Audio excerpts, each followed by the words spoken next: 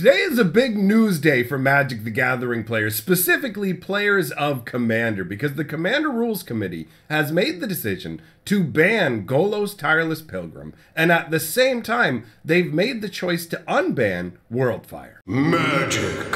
I am a wizard! History. I'm an old wizard! The magic historian. My bones hurt.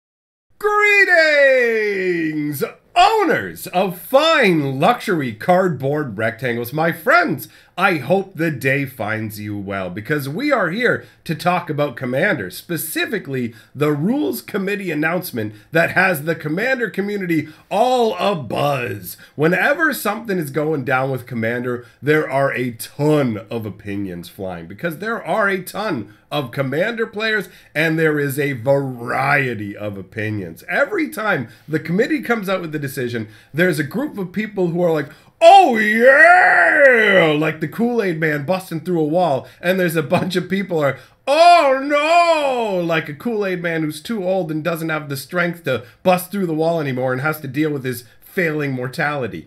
Anyhow, all that out of the way, let's dive into talking about the two items on the list. We're going to start out with the appetizer, the return of Worldfire to the Commander format, and then we will cover the banning of Golos, because that is the giant meaty steak that is either delicious or disgusting gristle, depending on your perspective. So, Worldfire, what is it? It is literally setting the world ablaze. It's 3 red and 6, so this is a gigantic niner when it comes to the casting cost, right? What does it do? It does a lot.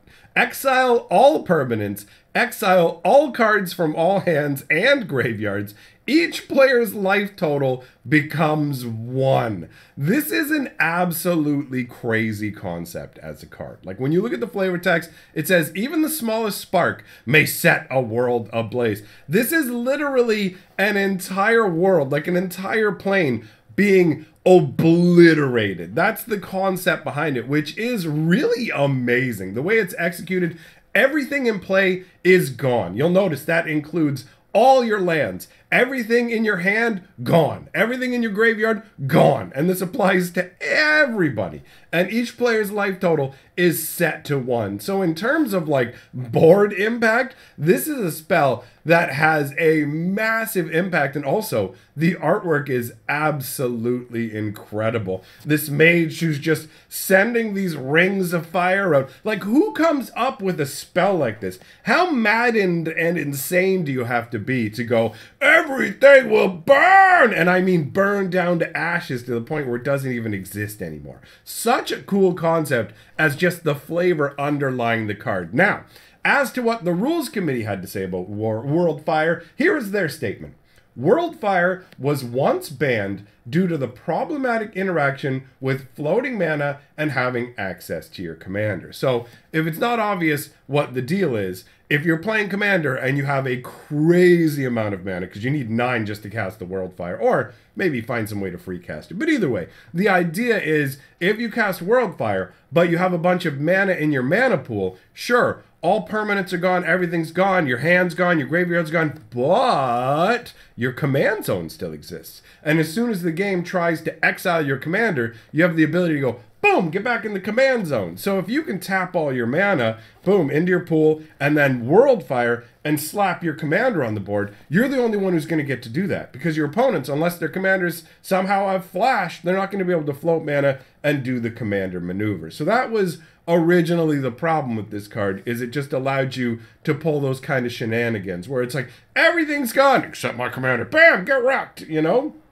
So, Worldfire was once banned due to the problematic interaction with floating mana and having access to your commander. We want to foster a commander environment where 8 and 9 mana spells are viable and likely to show up in a game. So we evaluate the expensive ones in that context. Unlike Coalition Victory and Biorhythm, which we continue to believe are problematic in that environment, the level of effort needed to make Worldfire effective is sufficient that we will suspect it will not be as much of an issue. There are already cheaper ways to do similar things in the format. We believe the social contract and robust pre-game discussions will keep Worldfire out of games in which it doesn't belong. Now, I fully agree that Worldfire isn't nearly as powerful as a card like Coalition Victory or Biorhythm when it comes to Commander, right? Because Coalition Victory just requires you to have a creature of every color. So if you have one creature that's all 5 colors, you're covered. And just one of each basic land type, which is a lot more difficult to do in a non-commander environment. Coalition Victory can easily be an instantaneous win. And Biorhythm sets every player's life total to the number of creatures that they have out. So again, that card can be used to rob people of crazy amounts of life. An 8-mana spell that's just going to go boom. Guess what? By the way, how many creatures do you have? Oh, 0? Okay, lose all 40 of your life. You know what I mean? You can just do that around, boom, boom, boom. Get a bunch of little donks out. I don't know. I feel like I understand Biorhythm. Biorhythm maybe isn't quite as gross as Coalition Victory, but Biorhythm is still very gross. Now, Worldfire does require jumping through more hoops, and there's a lot more cards in existence now than when this first came out back in 2012, right? Because they did it like, they did those sets like, oh wait, no, when did they start doing them? A year in advance? I don't know, man. They started doing things like car manufacturers do, where they're like, yo, okay, it's actually 2021, but we're doing the 2022 models kind of setup. But anyways, this card hasn't been around this card has been around for a considerable amount of time already. More stuff has shown up. There's ways to answer it. And like it says in this literal statement, there are already cheaper ways to do similar things in the format. So it's like, all right, what are you going to do, right?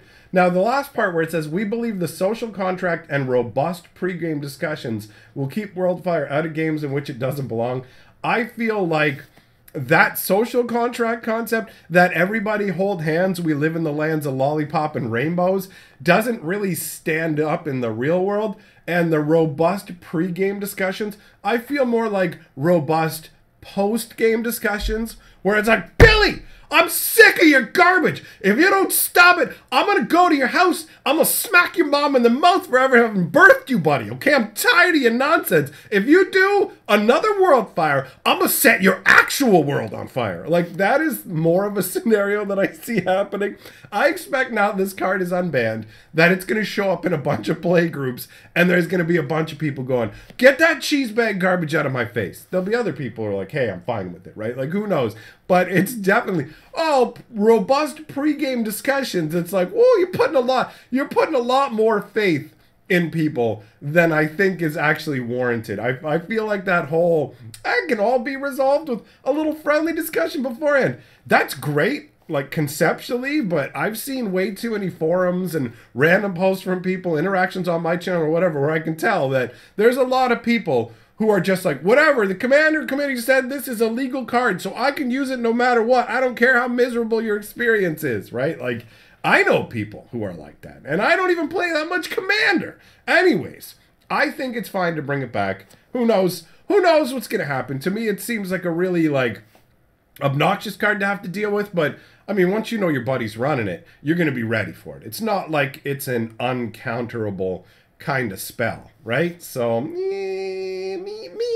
I don't know, man. We'll see. We'll see. Let us move on to the meat of the meal, my friends. Golos, tireless pilgrim. He really is tireless because he puts in more work than that Rihanna song. Golos, tireless pilgrim is 5 mana for a 3/5 legendary artifact scout, which is an interesting concept. It's just, who made Golos? Why is he wandering around? What are Golos's goals? And also, why does he take such Instagram-worthy photos? Look at this. It's like, hey, mom, look at me. I'm in front of the waterfalls that I made appear with my magic. Anyways, when Golos Tireless Pilgrim enters the battlefield, you may search your library for a land card, put that card onto the battlefield tapped, then shuffle your library, which is already pretty solid ability. You know, when he comes out, it's like, hey, grab me a land. Nice. It's not a basic land. Bear that in mind. It's any land. Golos actually ended up getting himself banned already in other formats because he's too bonkers. Field of the Dead decks and things like that ran rampant with him. He caused problems in formats before. And it's not just the land grabbing, although being able to grab any land colorless style like this, not too shabby. But then you add on the ability, 1 of every color in 2, so it does cost 7 mana. Exile the top 3 cards of your library. You may play them this turn without paying their mana costs. This is a very potent card, and that last ability is really strong. And when you're playing Commander, you're dealing with tons of mana in most cases. Unless you're playing like hyper competitive Commander, in which case you may not get to go to like mind-blowing amounts of mana because crazy combos are just going off. This card really can go the distance. So let's take a look at what the Rules Committee had to say about Golos Tireless Pilgrim. Golos Tireless Pilgrim has been a much discussed card that is both popular to play with and unpopular to play against. I can completely understand that. There are many problems with the card, but the greatest is that in the low to middle tiers where we focus the ban list, Golos is simply a better choice of leader for all but the most commander-centric decks. And I interpret that to mean, when it says commander-centric decks, I mean a deck that's really keyed in to building around a particular commander for a particular concept. Like if you have, for example, a tribal dwarven commander deck, then obviously a particular dwarf choice is going to be much better. But if you have a more generic concept for your commander deck, then Golos is going to win out against a lot of other options, right? So it's basically, continuing with what it says here, its presence crushes the kind of diversity in commander choice which we want to promote. You can drop in Golos and a few 5-color lands into a random deck and get all the ramp and card advantage you would ever want from a commander. And when I first thought it was when I first saw that this card was banned, I had a few thoughts, but I genuinely didn't consider the fact that it's true. If you were about to build like a 2-color or 3-color commander deck, there's nothing to stop you from just making Golos your commander, because of this activated ability down here, Golos has the color identity of all 5 colors. So you can play all 5 colors, or you can just play a couple of colors and it doesn't matter. You slap in some extra basic lands or other lands that produce the colors to get to the full rainbow effect, and Golos can even go and get those lands. So you don't have to go heavy with the off-color lands. And when I sat down and thought about that part of it, I went, wow, you know what? That really does ramp up his appeal level and power level. The fact that it's like, oh, are you going to play red-blue? Well, you can just have a 5-color identity and go with Golos. And it's like, oh, you can. Like, unless you have a commander that you specifically need, he's going to be a really, really good choice, right? He's going to fit in to so many things. I was really surprised by the fact that I hadn't thought of it. But in my defense,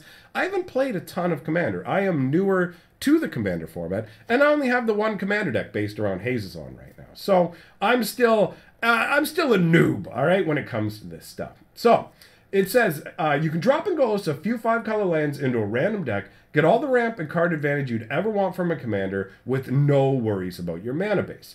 Golos' ability effectively reduces the commander tax to 1, which is pretty staggering, right? And by that, they're saying normally the commander tax is 2. Every time you try and recast your commander, you have to pay 2 more mana.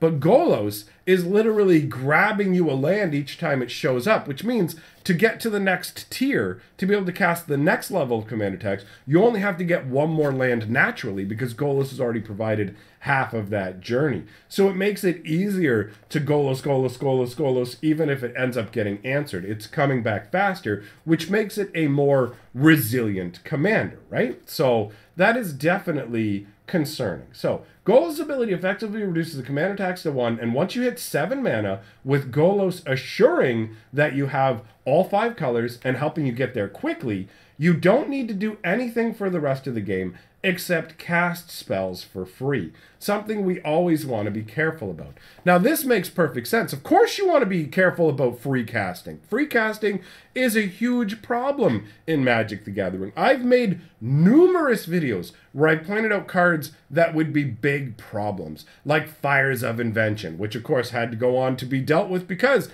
like free casting. The whole thing about Magic the Gathering is it only has one balancing mechanic in it, really. The thing that's meant to balance out the power of a card is always its casting cost, the amount of mana, and the types of mana. Think about the new green enchantment that we are getting in the Innistrad Midnight Hunt set. It is costed to 4 green and 1, and that is an attempt to balance it by limiting it to green decks, and specifically mono green decks. Now, obviously, green has gotten a lot of power lately, but either way, that gives you the example of what I'm talking about. Casting costs are literally meant to be the balancing factor in the game. And once you get into free casting, that balance is completely removed. And Golos' ability basically is even better than card draw. This doesn't say pay 7 mana, draw 3 cards off the top of your deck. A repeatable card draw would be nice. This is even more insane. This is literally, hey, take the top 3 cards of your deck and just play them for free. Knock yourself out. We'll pay for it. It's on us. You know, like that is absolutely bonkers. Why wouldn't you do that every turn? You're going to get multiple options. It's not like you have to cast every spell. And depending on how big your mana base is, you could trigger them multiple times. So of course, this is what you're going to do over and over and over. So for me, I 100% agree with paying attention to anything that has like a free cost concept. So to continue on with their statement, we've talked to the folks in Studio X. Let's take a moment. Studio X, if you're not familiar with it, because I wasn't actually familiar with the term. Studio X is a placeholder name. That's what it was meant to be, at least. It's a placeholder name for what used to be research and development and a whole bunch of other things. So basically, you used to have Magic R&D, which was its own thing, research and development. But they've been wrapped into this department called Studio X, which was given the placeholder name of Studio X back in 2019. And somebody actually asked Rosewater a little earlier this year, what's the deal with Studio X? Like, why is it called Studio X? And it's like, that was a placeholder name. You can find an older post from Rosewater in 2019 going, Studio X is the temporary name we're using for this division. And now his newer post is like, Studio X is the name we were given that still has yet to be replaced, even though it was meant to be temporary. There's this sort of like resigned nature to it. And to me, it just kind of shows the level that Magic the Gathering has in terms of R&D and stuff. Remember all the crazy powerful stuff we've seen in the last like couple of years? It coincides with them cramming R&D and everything else into this one department. Like maybe there's less resources and time for all this research and development, and they care so little about actually giving it the time they need that they haven't even the company hasn't even taken the time to give them a new name to replace their temporary name. When I read Studio X in the announcement, and when they spoke to Studio X, I'm like, are they trying to like pretend it's not Wizards of the Coast? Like, I was genuinely baffled by the term Studio X, but that's just R&D and everything else wrapped together. So when the rules committee say we've spoken to the people in Studio X, it's really easier to say we've spoken to the people at Wizards of the Coast, right? So we've talked to the folks in Studio X, and they understand the problems created by generically powerful 5-color commanders that don't have the actual all 5 colors, the Wooburg, in their mana cost. If you're not familiar, Wooburg is just the shorthand form for white, blue, black, red, green. All right? So they're saying they've spoken to Wizards of the Coast, and they've told them, and Wizards understands the problems created by generically powerful 5-color commanders that don't have the actual 5 colors in their mana cost. Now that doesn't mean that they won't make more, because I feel like Wizards of the Coast doesn't really listen to the rules committee that much. They're just a little bit. You know what I mean? They're like, we're just going to make whatever and hope commander players and casual players buy them. And if you guys have to ban it, you guys have to ban it. We don't have, Wizards of the Coast has the luxury of not having to deal with any of the backlash when the rules committees make these decisions. Nobody's going to be yelling at Wizards about Golos. They're going to be yelling at the members of the rules committee, right? So Wizards has got it good with Commander. They have a lot of influence over the Commander committee, as evidenced by the fact that they agreed to make Unstable officially a part of Commander for a month as a part of a marketing stunt. Do you know what I mean? Like, they had no problem sowing discord in Commander playgroups going, oh, rule 0, everyone will just sort it out or whatever. That's the way they kind of wave away stuff, right? That's the rules committee's like, we're not actually responsible for this stuff. That's we wash our hands of it, whatever. You got to yell at Billy at your table.